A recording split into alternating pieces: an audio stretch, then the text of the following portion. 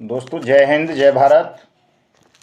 मैं मदन लाल आज़ाद, संस्थापक संयोजक ठगी पीड़ित जमाकर्ता परिवार और all India bike board taxi union, आज दिनांक 11 फरवरी 2024 को आपके समक्ष प्रस्तुत हूँ राजधानी दिल्ली से कुछ विशेष खबरें और विशेष सूचनाएं आप सबको बताने के लिए, विशेष बात आप सबसे करने के लिए।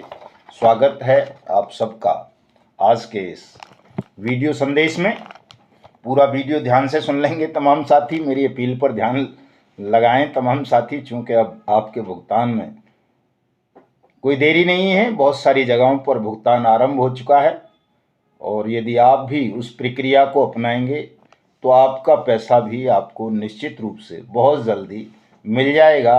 घबराने की ज़रूरत नहीं है, तनाव से बाहर आना पड़ेगा दोस्तों। तो इसलिए पूरा वीडियो ध्यान से सुन लिया करें और जिन साथियों ने अभी तक हमारे YouTube चैनल को सब्सक्राइब नहीं किया है वो इसे सब्सक्राइब ज़रूर कर लें, ताकि आपको आपके भुगतान के संदर्भ में सही जानकारी मिल सके और सत्य सूचनाएं मिल सकें। चूँकि अफवाहों का दौर चल रहा है दोस्तों ये, और फेक न्यूज़ का कारोबार बहुत तेज़ी के साथ बढ़ रहा है।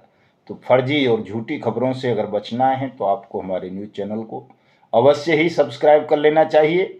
मेरे इस वीडियो संदेश को ज़्यादा से ज़्यादा शेयर कर दें, लाइक और कमेंट भी ज़रूर कर दें दोस्तों।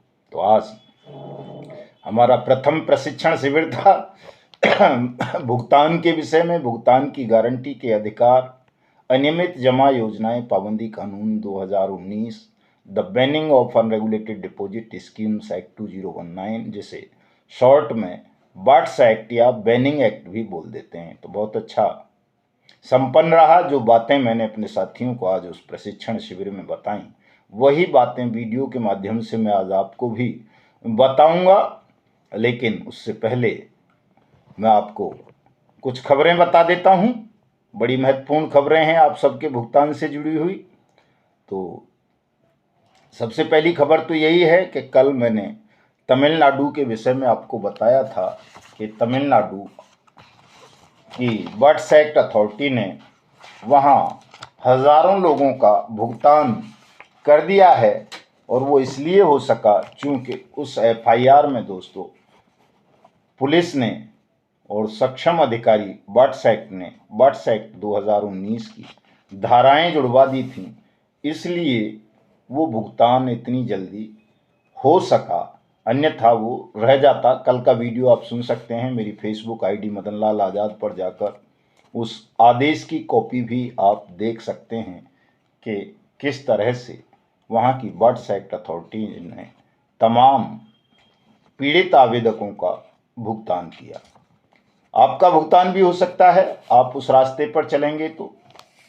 वो रास्ता भी मैं आपको भी बताऊंगा, लेकिन उससे पहले एक बड़ी खबर, ज़रूरी खबर बता दूं कि जैसा कि हम माननीय प्रधानमंत्री नरेंद्र मोदी जी का कार्यक्रम लेने का प्रयास कर रहे हैं कि वो एक बार ठगी पीड़ितों के बीच में आएँ, और हम ठगी पीड़ितों की एक बड़ी सभा नहीं बल्कि मैंने उसे समारोह का नाम दिया है, चूँकि हमें प्रधानमंत्री का आभार व्यक्त करना है, उनके सामने रहते हुए उनका अभिनंदन करना है। तो उनका इसको हमने प्रधानमंत्री अभिनंदन समारोह का नाम दिया है, और जो प्रस्तावित डेट हमने दी है वो 5 मार्च 2024 दी है, चूँकि इस दिन महान क्रांतिकारी, आज़ादी के महानायक, आर्य समाज के संस्थापक महर्षि दयानंद सरस्वती जी की जयंती है। तो उसी अवसर पर हमने इस कार्यक्रम को रखने का प्रस्ताव सरकार को दिया है, और इसमें हमने माननीय प्रधानमंत्री की उपस्थिति निर्धारित करने के लिए ये पत्र भी माननीय प्रधानमंत्री जी को आज तैयार कर दिया है, और आज मैं इसे बाई मेल, कल इसको बाई डाक और बाई हैंड भी प्रधानमंत्री कार्यालय में पहुंचा दूंगा। और जो भारतीय जनता पार्टी के नेता हैं उनके माध्यम से भी इस पत्र को हम माननीय प्रधानमंत्री जी को पहुंचवाएंगे। 2 पेज का पत्र है, मैंने तमाम चीज़ें लिखी हैं इसमें, केवल अभिनंदन समारोह की बात नहीं है। इसमें आपकी पीड़ा को भी व्यक्त किया गया है कि किस तरह से राज्यों की सरकारें आपके बनाए हुए भुगतान की गारंटी के कानून, मोदी की गारंटी के कानून अनियमित जमा योजनाएं पाबंदी कानून 2019 की अवमानना कर रही हैं, उल्लंघन कर रही हैं और जनता करोड़ों की संख्या में लोग अपने भुगतान के अधिकार से वंचित हैं। इसको भी जल्दी से जल्दी आप पूरा कराएं। और लास्ट में ये भी बताया है कि आपने ठगी का शिकार बने देश के सर्वाधिक वंचित समुदाय करोड़ों ठगी पीड़ित नागरिकों को भुगतान की गारंटी का अधिकार अनियमित जमा योजनाएं पाबंदी अधिनियम 2019 के रूप में देकर ऐतिहासिक एवं महान कार्य किया है, जिसके लिए आप बधाई एवं प्रशंसा के पात्र हैं। इसलिए हमारा संगठन ठगी पीड़ित जमाकर्ता परिवार तप जब आपका, आपकी सरकार का कोटि कोटि आभार एवं अभिनंदन करता है और सार्वजनिक रूप से आपका अभिनंदन समारोह राजधानी दिल्ली के रामलीला मैदान में आगामी दिनांक 5 मार्च 2024 को परम पूज्य महर्षि दयानंद सरस्वती जी की जयंती के शुभावसर पर आयोजित करेगा। और ये भी लिखा है, एक विशेष पॉइंट है इसमें, मैं इसे फेसबुक पर लगाऊंगा, कल लगाऊंगा, लेकिन जब वहाँ दे देंगे तब। तो इसमें लिखा है, एक विशेष पॉइंट हाईलाइट हमने किया है कि मोदी की गारंटी प्रत्येक ठगी पीड़ित को उसकी जमा राशि का भुगतान तय करने वाले उपरोक्त कानून को राज्य पंगु बना रहे हैं। अतः आपका सार्वजनिक हस्तक्षेप इस कानून की अनुपालना के लिए अत्यावश्यक है। दोस्तों, विरोध करने से सरकार का मैं समझता हूं कोई लाभ देश के ठगी पीड़ितों को नहीं मिलेगा। दूसरा, सत्याग्रह का ये नियम भी है कि शासन का विरोध तब करो जब शासन आपकी बात ना सुन रहा हो। जब शासन आपकी बात सुनने के लिए तैयार हो जाए, आपकी मांग की पूर्ति करने लगे, तो फिर शासन का व्यर्थ विरोध करना केवल एक ढोंग होता है, नाटक होता है, सत्याग्रह के विपरीत आचरण होता है। तो अब हमारे लोकप्रिय प्रधानमंत्री नरेंद्र मोदी जी की सरकार और तमाम राज्यों की सरकारें भी इस पर एक्टिव हो गई हैं। आज मुझे ये झारखंड सरकार का नियमावली मिल गई है, बहुत बेहतरीन नियमावली बनाई है वाट्स एक्ट को लेकर के। लेकिन झारखंड भी दोस्तों, सही बात यह है कि इतनी बेहतरीन नियमावली होने के बावजूद झारखंड के कुछ अधिकारी जो असिस्टेंट कॉम्पिटेंट अथॉरिटी हैं, डीसी लोग, जिलाधिकारी, डीएम जिनको कह देते हैं, वो इस कानून को मान नहीं रहे, उन्हें पता भी नहीं है। तो झारखंड के ग्रुप में, तमाम ग्रुप्स में मैंने ये व्हाट्सएप पर पीडीएफ शेयर कर दी है। तमाम साथी इसका प्रिंट निकलवा कर अपने अपने डीएम साहिबान को दे दें। और ये एक चूँकि मॉडल नियम है, इसी का जब मैं कर्नाटक का पढ़ रहा था तो कर्नाटक का चूँकि अंग्रेजी में है और कन्नड़ भाषा में है, तो लेकिन अंग्रेजी वाला मैंने झारखंड का भी निकाला है, सेम है, बस स्टेट का नाम बदल गया है, बाकी सारी चीज़ें सेम हैं इन रूल्स में। और ये जो झारखंड में लागू हुआ है 25 फरवरी 2022 से लागू कर दिया गया है नियमावली बना करके, और कर्नाटक में ये 12 नवंबर 2021 से ही लागू कर दिया गया था दोस्तों। लेकिन चूंकि कर्नाटक में वहाँ सरकार बदल गई है, कांग्रेस की सरकार बन गई है, तो कांग्रेस के नेता भी मानने को तैयार नहीं हैं और वहाँ के डीसी भी मानने को तैयार नहीं हैं। लेकिन ये तमाम जो एसओपी है कर्नाटक सरकार की, जिसे दबाने का प्रयास वहाँ की कांग्रेस सरकार कर रही है, मैंने ये पीडीएफ उनको हमारे जो प्रदेश अध्यक्ष हैं अप्पा साहब, उनको भेज दी है। कर्नाटक के साथ ही भी ये एसओपी बैनिंग एक्ट के रूल्स की कॉपी निकलवा करके वहाँ की सरकार को दिखाएं, वहाँ के तमाम डीसी साहिबान को दिखाएं, ताकि उनकी समझ में आ सके कि ये ठगी पीड़ित जमाकर्ता परिवार के लोग कोई नई बात नहीं कर रहे हैं, केवल वाट्स एक्ट के इम्प्लीमेंटेशन की बात कर रहे हैं, जिसका क्रियान्वयन करना देश के प्रत्येक अधिकारी का, प्रत्येक शासक का कर्तव्य है, कानूनी रूप से भी और नैतिक रूप से भी। दोस्तों, जैसे मैंने झारखंड का दिखाया है, ऐसे यूपी का भी है, मध्य प्रदेश का भी है, कर्नाटक का भी है, तमिलनाडु का भी है, केरल का भी है, हरियाणा का भी है, दिल्ली का भी है, हिमाचल का भी है, पंजाब का भी है।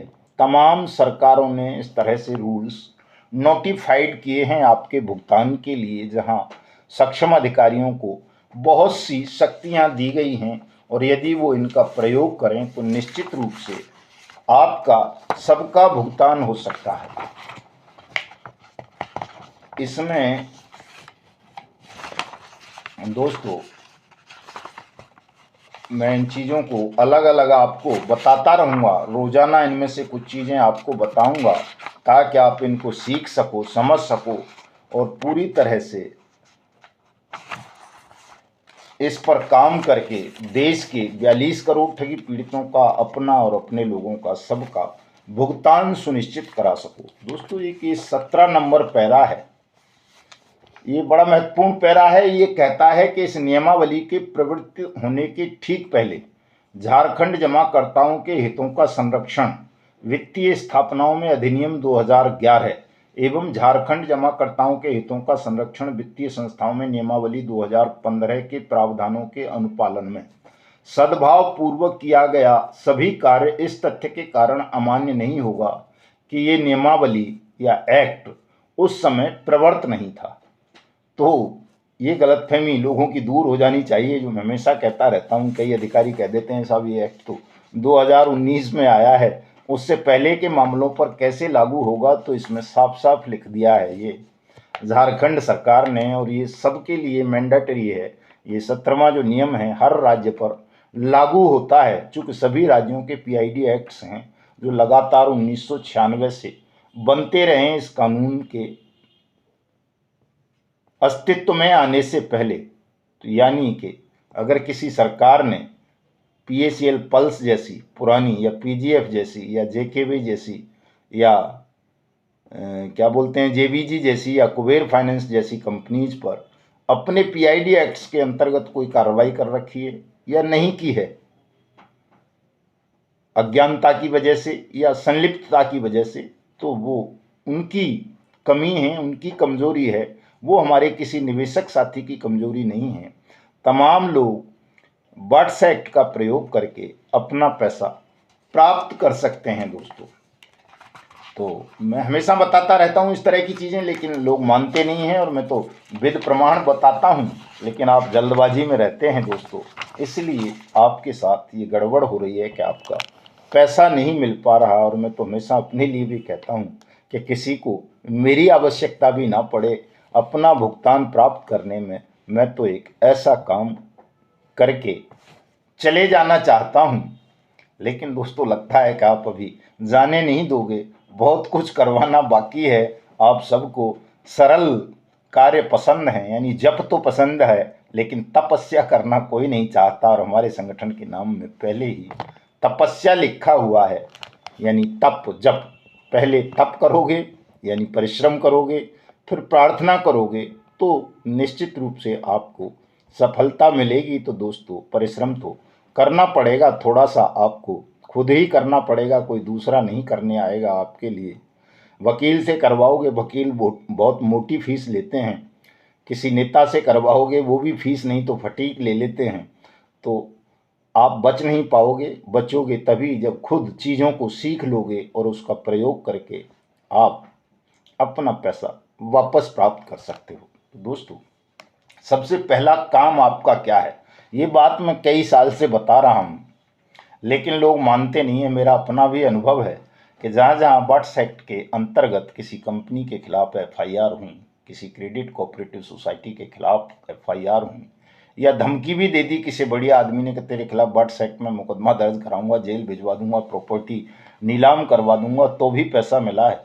इसका बड़ा उदाहरण मध्य प्रदेश के जो पूर्व गृह मंत्री थे नरोत्तम मिश्रा जी, वो हैं कि वो सहारा जैसी सोसाइटियों से और कंपनीज का पैसा भी अपने क्षेत्र के लोगों को दिलवाते रहे, केवल ये कह कहकर कि अगर आप भुगतान नहीं करोगे मेरे क्षेत्र के लोगों का, तो मैं आपके खिलाफ, मेरे क्षेत्र के या मेरे लोगों का, तो मैं आपके खिलाफ इस एक्ट के अंतर्गत मुकदमे दर्ज करवा के कार्रवाई कर दूंगा। और जहाँ जहाँ हुआ वहाँ पैसा मिल गया दोस्तों। अभी मैं मद्रास का बता रहा था आपको, तमिलनाडु का विद प्रमाण मैंने आपको दिखाया, हाई कोर्ट का ऑर्डर भी है उसमें संलग्न, बट्स एक्ट अथॉरिटी के ऑर्डर हैं।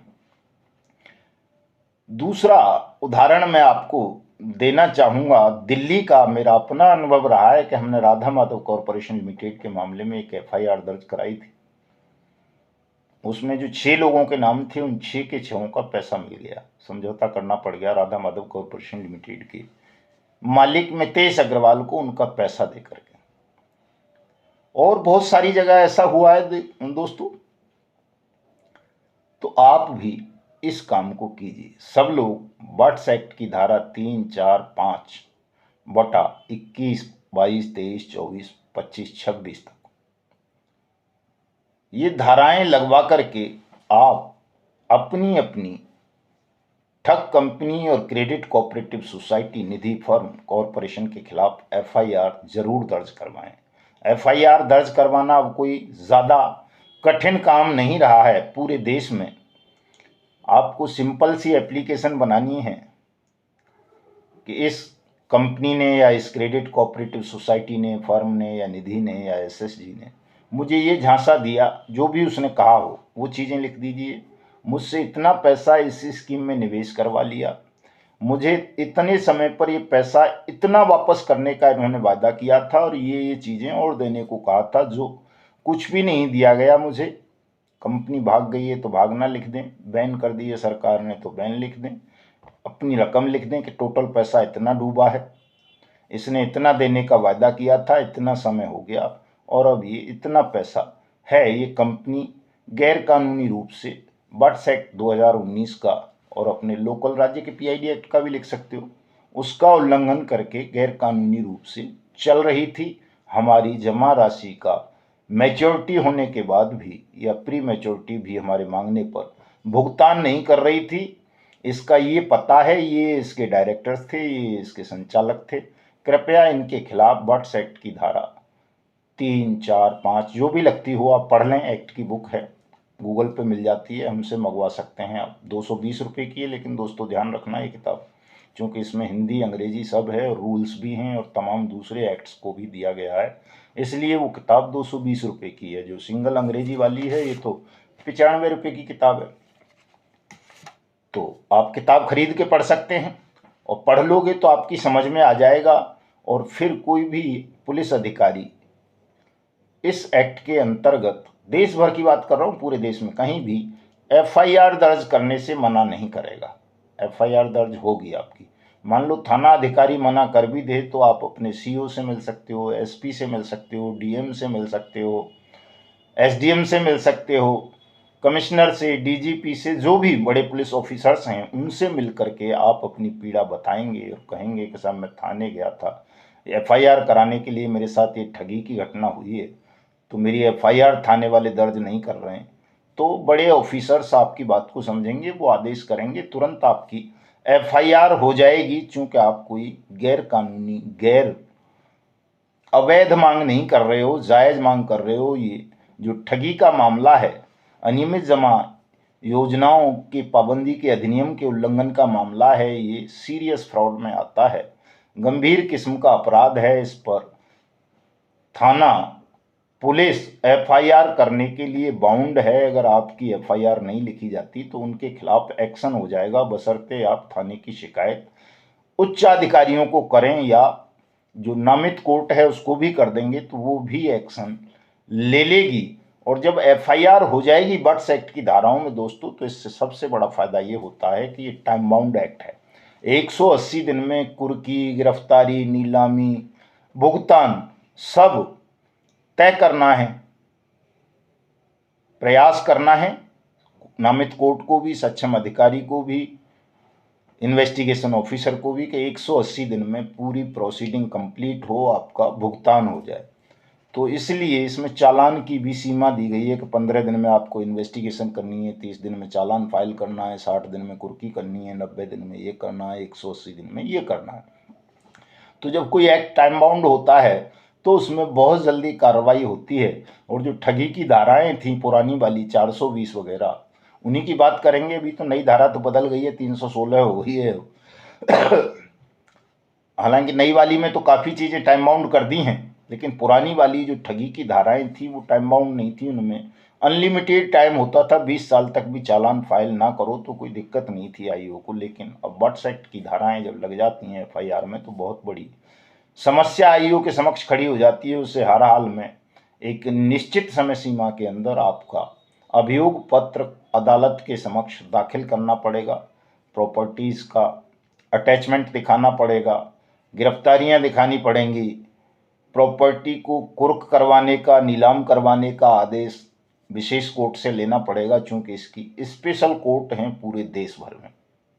जहां नहीं भी हैं तो वहां ये एक्ट कहता है कि मान लो किसी राज्य सरकार ने अपने रूल्स तय नहीं किए हैं, तो जो सेंट्रल गवर्नमेंट के रूल्स हैं इस एक्ट के विषय में उन्हीं को फॉलो करना पड़ेगा स्टेट को भी।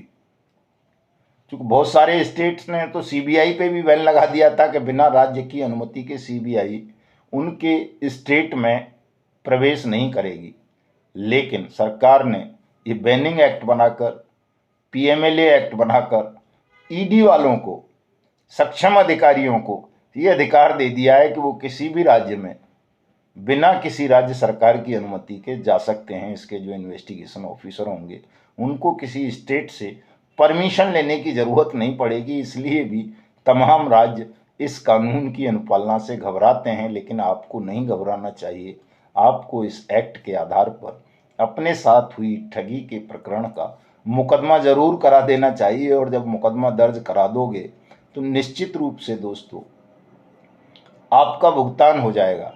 और आप सब या तो सामूहिक मुकदमे दर्ज कराएं, उन्हीं में क्लब करा लें अपनी एफआईआर को, नहीं तो अलग अलग भी करवा सकते हैं। कानून ये भी कहता है, चूंकि ठगी की घटना व्यक्तिगत हुई है, मेरे साथ भी हुई है तो मैं करवा सकता हूँ, पड़ोसी के साथ हुई है पड़ोसी भी करवा सकता है। चूंकि सबका अलग अलग अमाउंट है, अलग अलग टाइम है, अलग अलग कंपनीज हैं, अलग अलग स्कीम्स हैं, और एक कंपनी के भी अगर हजारों विक्टिम हैं तो सब भी अपनी अपनी एफआईआर दर्ज करवा सकते हैं। सहारा वाले भी, टोगो वाले भी, पीएसीएल वाले भी, जीसीए वाले भी, बाइक बोट वाले भी, हेलो टैक्सी वाले भी, टॉप राइड वाले भी, साइंस सिटी वाले भी, सभी रोज वैली ओन पिनकोन जो भी हैं सभी अपनी एफआईआर करा सकते हैं। और ये आवश्यक है, इसको करवा लीजिए। इससे आपके भुगतान को एक बड़ी मजबूत नींव मिल जाएगी, ग्राउंड मिल जाएगी, निश्चित रूप से आपका भुगतान हो जाएगा दोस्तों। तो ये एफआईआर की बात बताई मैंने नई की।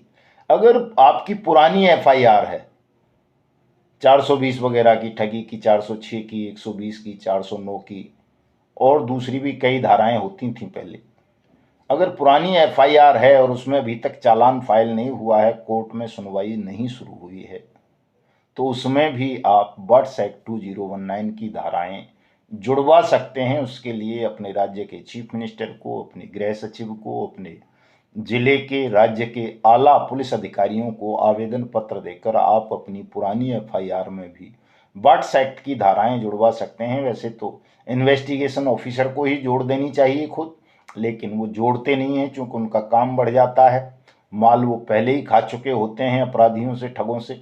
तो इसका प्रयास भी आपको करना पड़ेगा। करवाएं। हमारे एक साथी हैं प्रदीप जी महोबा में, उन्होंने ऐसा करवाया है, और भी बहुत सारे साथियों ने इस प्रक्रिया का पालन किया है।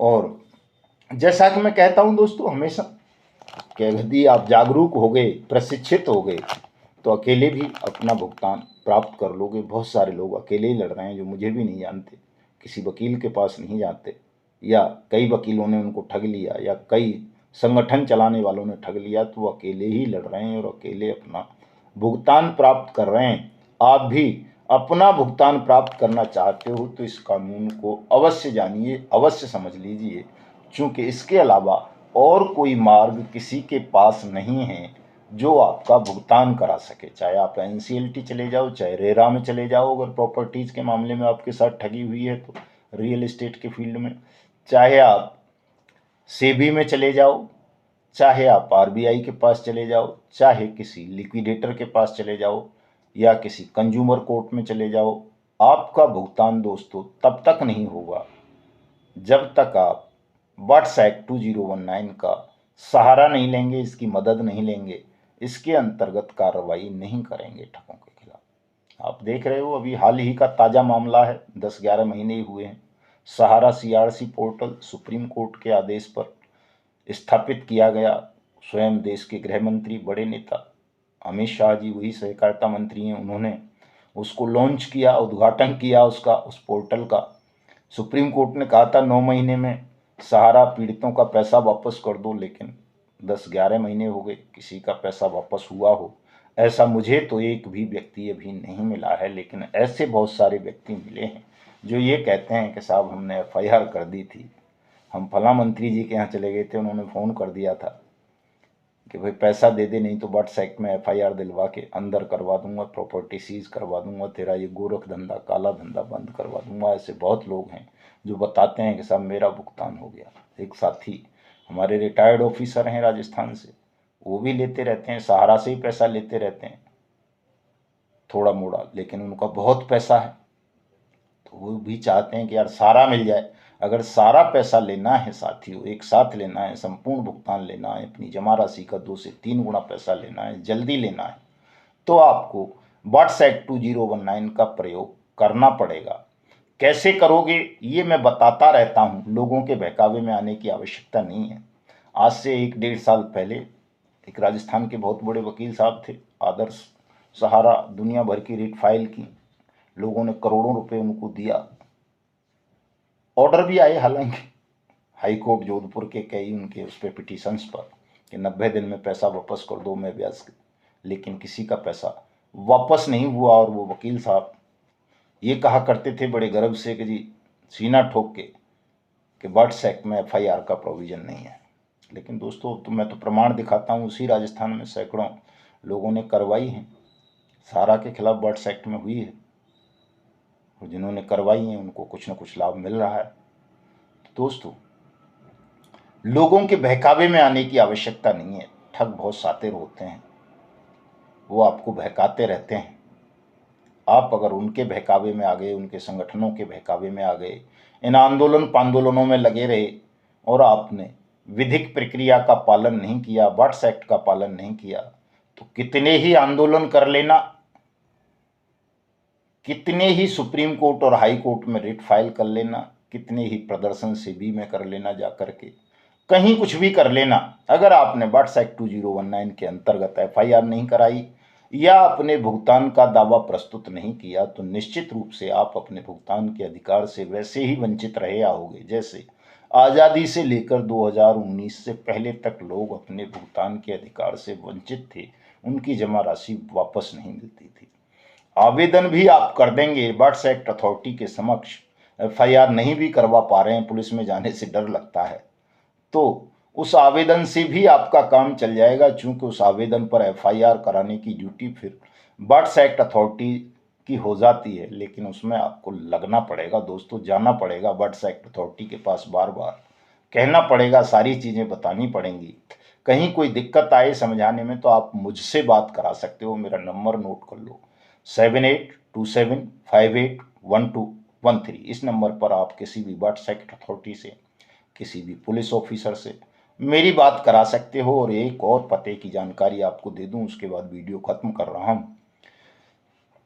कि कोई ज़रूरी नहीं है, ये एक्ट ये कह रहा है दोस्तों, इसका जितना अध्ययन करते हैं उतनी नई नई चीज़ें इसमें मिलती जाती हैं। क्या आप विक्टिम हो ये ज़रूरी नहीं है कि आप पीड़ित हों तभी आप शिकायत दर्ज कराएंगे। आप अगर विक्टिम नहीं हो तो भी शिकायत दर्ज करवा सकते हो। आपकी सूचना पर भी बट्स एक्ट अथॉरिटी को, पुलिस को कार्रवाई करनी होगी ठग कंपनी और ठग क्रेडिट कोऑपरेटिव सोसाइटी के साथ। तो अगर कोई एजेंट साथी स्वयं जमा करता नहीं है, निवेशक नहीं है, तो उसे घबराना नहीं है, वो भी अपने निवेशकों की शिकायत स्वयं दर्ज करवा सकता है दोस्तों, उनके भुगतान के दावे भी प्रस्तुत करवा सकता है, ऐसा भी नियमों में आ रहा है। तो मिलता हूं आज रात 9 बजे आप सबके साथ फेसबुक लाइव पर। फेसबुक मेरी आईडी मदन लाल आज़ाद के नाम से है, उसे फॉलो कर लो तमाम साथी। विस्तार से चर्चा करेंगे, आपके सवालों का जवाब देंगे। भुगतान का मार्ग आपका प्रस्तुत हो चुका है, तय हो चुका है, इस मार्ग पर चलोगे तो आप निश्चित रूप से अपना पैसा वापस ले सकते हैं। जय हिंद, जय भारत।